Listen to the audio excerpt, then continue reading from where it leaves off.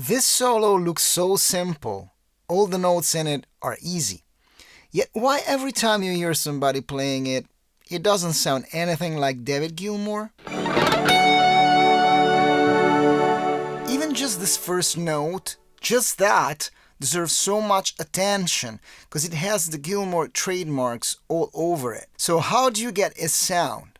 Not with the pedals, with your hands. Hi, I am Alberto Lombardi, and today we'll take a look at the first super melodic solo of Pink Floyd's Comfortably Numb. I have been playing in a Pink Floyd cover band for a long time, and we actually specialized in the wall. So I gave this a lot of thought and I want to share it with you. I will break the solo bit by bit and show you every lick in it. But first, as usual, give this video a thumbs up and leave a comment. That helps spreading it to more people. If you decide to subscribe, thank you, but remember to activate notifications with a little bell. Let's do it!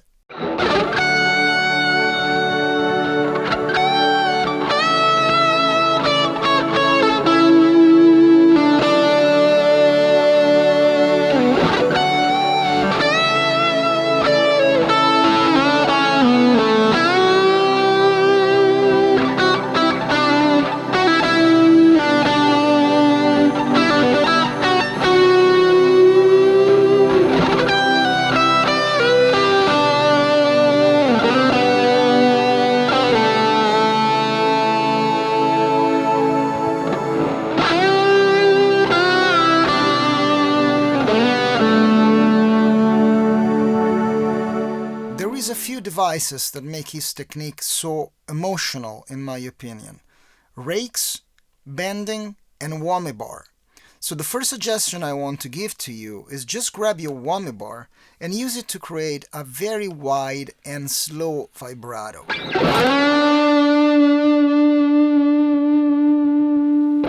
The first lick is just one note, but it's very important.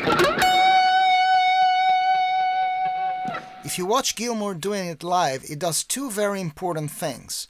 It doesn't just hit the IF sharp like this, like most people do. It's actually two notes. The first one, it's a muted rake, where you go through the strings with your pick, while muting with your left hand. You have to make the strings silent and do the rake. I actually have a video about this. I will link it in the description and over here.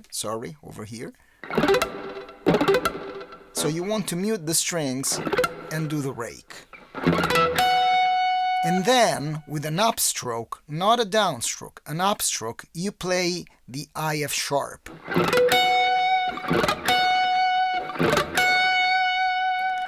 All this while sliding a little bit.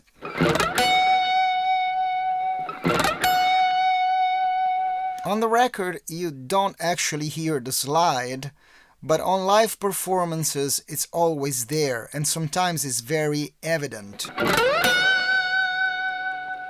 But on the record it sounds more like it's moving a little less and you don't hear the slide. So the first note is just a rake, and the second note is just the IF sharp with an upstroke. The second lick also starts with a ghost note. So you play the IF sharp, but while muting it, like this, and then with an upstroke, you play it for real and bend. Release the bending. Since we're doing it with the third finger, to play the next note, we actually have to raise the finger and go grab this D note to play it and bend. But you don't hear the D note, you just hear the arriving E, so it's very fast bend. So you can tell the two notes are separated by a little gap because you have to raise your finger, but that's very musical. Then we release the bend from the E, and we play these two notes, D, C sharp. Then I prefer to switch to the third finger and do a bar on the A triad that we have at the 14th fret. So try to roll your third finger like this, so the three notes don't overlap. Then pull off and pick the last D note.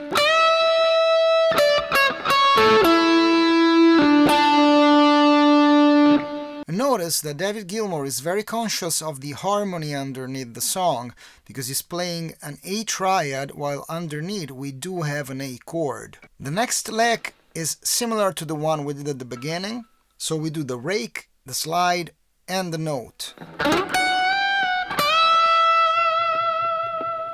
So it's the same. We rake and slide, then we upstroke on the F sharp, but we bend instantly and we release right away. And then we do the bending as well from the D to the E. So the next lick, it's a triad, an A triad with an added fourth, and it finishes with a lot of sliding, like this. This is the triad. And then you slide down on the D string like this. As for the picking, we have, after the first bend, a pull-off. You can use a little sweep picking, that's what Gilmour seems to be doing. Then you reach this D and you slide down.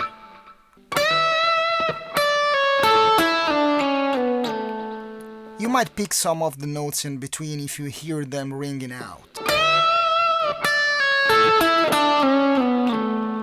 The last note of the lick is a 3 semitones bend. So you grab this E note over here and you bend it 3 steps. Always use the whammy bar.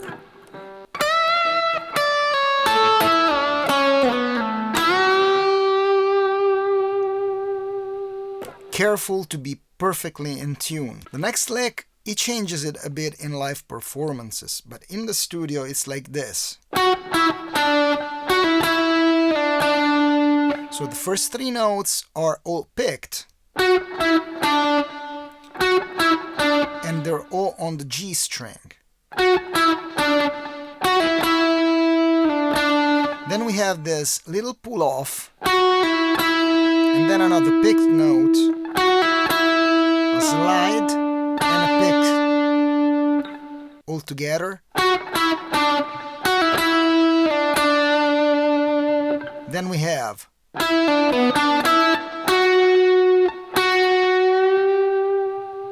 so you do a pull off, and then you pick every note.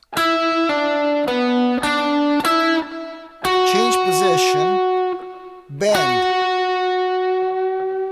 This bend is very slow. It reaches the arriving note very slowly, and that's beautiful.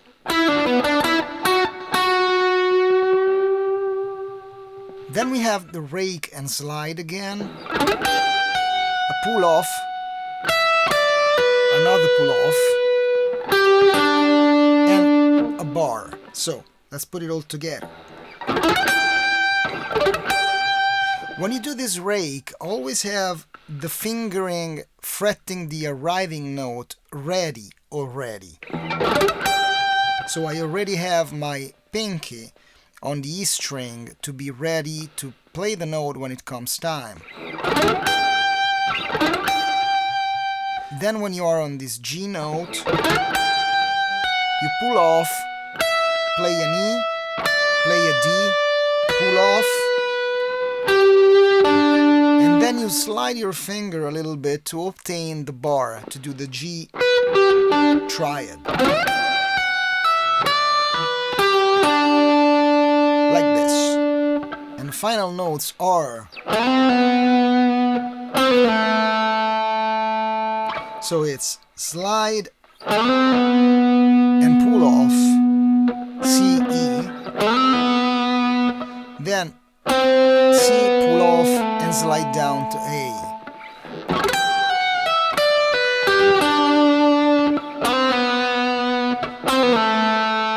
It's very important where you put all these notes rhythmically and I'm about playing this whole thing very slow so you can understand exactly where these notes are, because they create a very interesting rhythm. The last little bit that I want to show you is actually when he starts singing again. The solo has a little tail that he plays.